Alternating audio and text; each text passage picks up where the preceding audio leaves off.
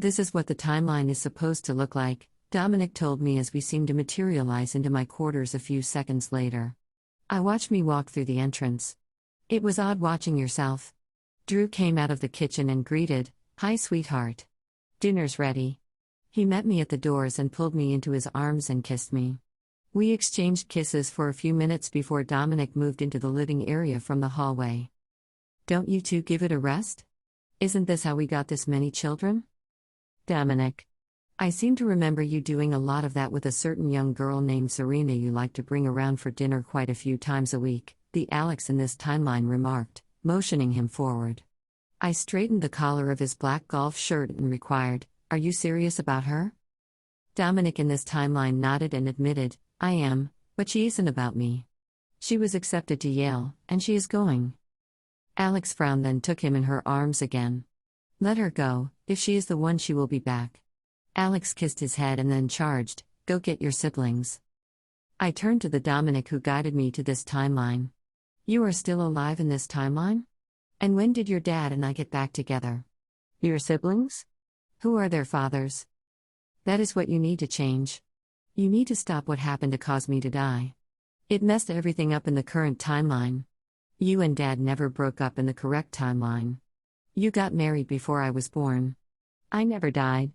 He pointed to Samantha as she moved out of the hallway. "Sam was always supposed to be yours and Dad's, and, in both timelines, the twins are Zay's, but that is because you and Dad couldn't have any more kids, and Zay stepped up to be the donor." "What about Seth? Did Veronica and Billy still die?" "They did. You both adopted Seth. He is out with his friends tonight, but, in the current timeline, India 7 is dying, and it shouldn't be. What caused its destruction needs to be stopped for everything to go back to the way it should be." "And Ethan?" "Ethan will take his rightful place on the supervisors once this is fixed. You have to figure out the event and how to stop it, and only you can." Then Dominic took my hand and brought me back to the present. He disappeared. Drew looked up at me and motioned me toward him. "Where did he take you?" I joined him on the couch. "In the timeline in your dreams, are we married?" I watched Drew nod. "Dominic didn't die, Samantha's yours and mine, and the twins are Zay's because we couldn't conceive, and we adopted Seth." I looked up and bid, "Chip, tell Antonio Ashton I need to see him right away." "Dominic took you there, didn't he?" "It is the correct timeline. I just have to fix what caused the shift. You have to find the needle in the haystack. It has something to do with the event that happened to cause India 7 to start dying 100 years ago. Can't you just time travel to that time and find the event? You have that ability, right?" "I'm supposed to, apparently, but I don't know how. I didn't even know until Nix told me." I tilted my head and ventured, "If I've been married to you for 20 years, I never dated Nix or married Zay. I find that somewhat comforting." I laughed.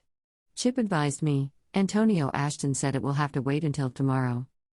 My face contorted before I told the computer, "You tell Antonio Ashton that's fine, but I expect him to be in my office by 0900 hours. This is important." Just then Drew and my comm Let's jingled its familiar tune that indicated the wormhole opened. "We have to go, Drew. The wormhole is open. It will only be that way for a week at the least. 2 weeks at the most." I made arrangements with Zay, Abby and Tony to take care of my kids and Seth, filed a flight plan and informed my senior staff of my trip for the higher-ups, as I called the president. "I will go pack," Drew answered, heading toward the doors. "Meet me in Hangar Bay Alpha in 15 minutes, I advised him, giving him a brief smile, then dashed down the hallway to grab the bag I already packed for such a trip as this. "How long does this trip usually take?" Drew questioned, dropping into the seat next to me in the cockpit. I went over the checklist in my head of what I needed to do before we took off. When done, I looked up at him. 2.5 hours. Then I went over the list again. "You just did that," complained Drew, eyeing me critically. "I know. This is the 3rd time. I do this every time I get into a spacecraft since the crash." He nodded and brushed my arm. "That is understandable considering. I saw the black box recording. It was horrific. I know it was worse being there, feeling all that, but when you cried because you knew he was gone, I cried. When we became pregnant, I was terrified. I didn't know if I would be a good mother, if I would turn out like my mother. You were always so confident I could do it, but the moment Dominic smiled at me, I ventured, glancing at the control panel, then at Drew, then grabbed my finger. That boy was in my heart. We have to do this to get him back, closing my eyes briefly, to restore the timeline. I opened my eyes and looked at him. I just don't know how. I never attended Time Traveling 101. I am afraid I won't be able to fix this. He leaned in and put his hand on the side of my face. You've got this. I know you do, then we can get back to the timeline where you and I are married, he contended, moving his face in to kiss me. I believe in you. I returned his kiss, and we started exchanging kisses for a few minutes before I broke away. I have to start the spacecraft, I advised him, then focused on the helm again. Then can you put it on autopilot and spend some time with me? I shook my head. I couldn't. I haven't put a spacecraft on autopilot in 15 years. Putting the spacecraft on autopilot did not cause the crash. I lifted the bay door, turned on the spacecraft and guided it through the threshold. I put in the coordinates for the wormhole. He stood, came behind me and draped his arms around me. He whispered in my ear, "Come on, Alex, put it on autopilot and spend some time with me. We don't have to do anything. We can just talk or kiss. I just want to be with you." I took a deep breath and insisted, "I can't. I have to be in control of this. I cannot let this spacecraft crash like Dominic's did. You do not understand what it was like to be in that spacecraft. I never want to relive it again, yet I do. Every single day." He took me in his arms and hugged me, fiddling with the controls behind me. He straightened and urged, taking my hand, "Just come with me. Everything will be fine."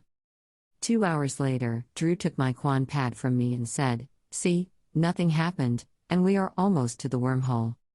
Suddenly, without warning, the hairs on the back of my arms stood up. I ran to the cockpit just as the workstation went berserk.